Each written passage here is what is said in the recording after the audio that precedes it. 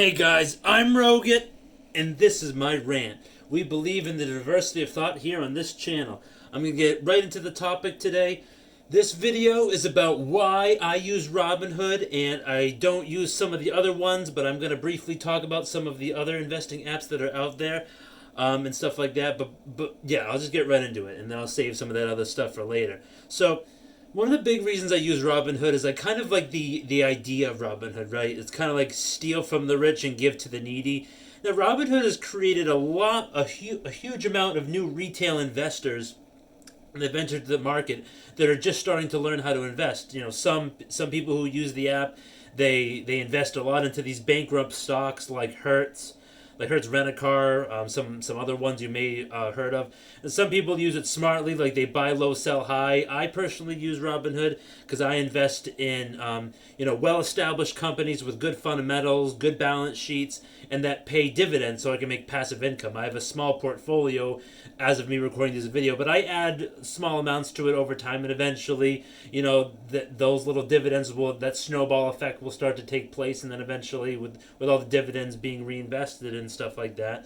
So, I again, like I said, I like the idea of it's zero commissions right now. If you sign up and you start a Robinhood account, they give you one free stock, and I think my free stock when I first started was Ford. And Ford is a very lateral moving, not lateral, very horizontal moving stock. Recently, it had a little small spike up into like maybe the $8 or $9 range. I'm not 100% sure about that. But like I said, so when it comes to investing and stuff like that, everyone has their own way of investing. Now, I find Robinhood, the app, to be very user friendly. There's a good amount of information when it comes to reading about a stock, like the news, like the bulls say and the bears say, and then like percentages about like buying, holding, selling, and stuff like that, and then also the PE ratio if it's available, or like the dividend yields, or like the sell volumes, the 52-week high and low and stuff like that. I do some basic research for myself on Yahoo Finance. And the reason I use Robinhood is, like I said, it's very user friendly. I think it's very accessible to a lot more people. When it comes to M1 Finance, or when it comes to Webull, I know Webull right now, if you go to some of the financial channels, they're offering 4 free stocks when you deposit $100 on their platform. That took a long time because like when you deposit that $100, first of all, it takes like 2 or 3 days to go through. Okay, you gotta wait that. And then it takes like another 4 something days for you to get those free stocks. So when they advertise that thing, you have to wait like a week to kind of get access to that type of stuff. And when you go on Webull, it's way too much information thrown at you. There's way too much going on when you're looking at one stock over. Yes, you can do more fundamental analysis, maybe like 50-day moving averages, all that type of stuff.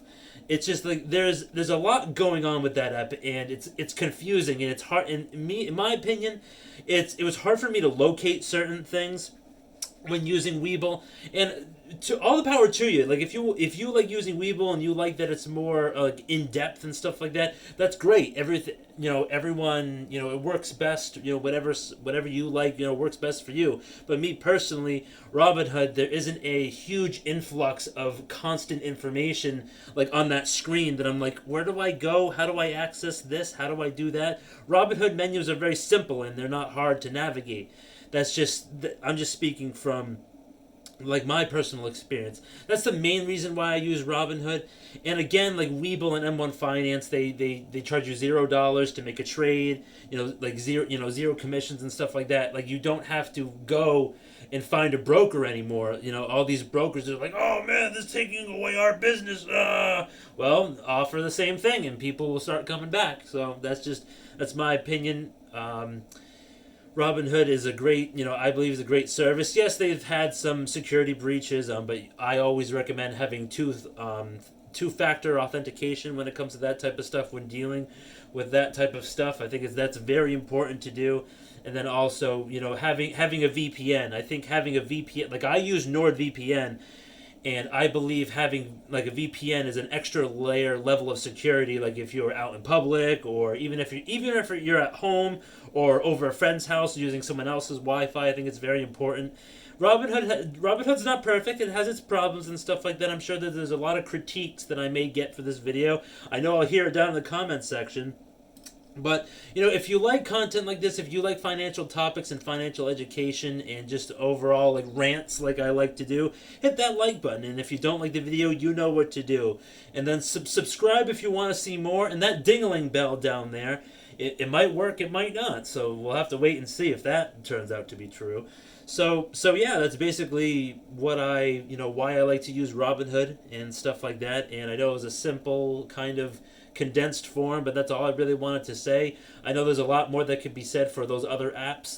Those other apps have their benefits and they have their features and they have their upsides to Robinhood, but I just think Robinhood is very easily accessible to someone like me.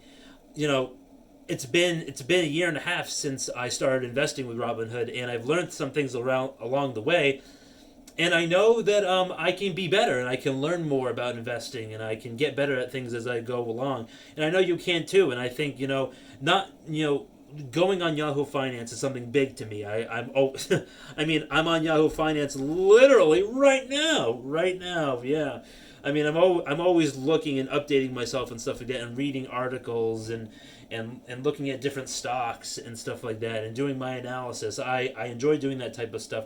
And there is a Yahoo Premium, like Yahoo Finance Premium or something like that, but I don't think that's necessary. I think there's enough information for you to do some basic research. But if you're like super into it and it's like your job, like literally your job, like this isn't really my job. I'm just making videos. I'm just a random guy on the internet. Remember, never blindly listen to a random guy on YouTube. I'm not a financial expert. I'm not a professional. I'm just a dude making videos who knows a thing or two. So that being said, I really hope you guys enjoyed this video. If you like it, you know what to do. And if you didn't like it, if you didn't like my shirt or my face or my topic, remember to smash that dislike button. It gives me a chance to improve, make better content, make more content, and then just get better overall with what I'm doing.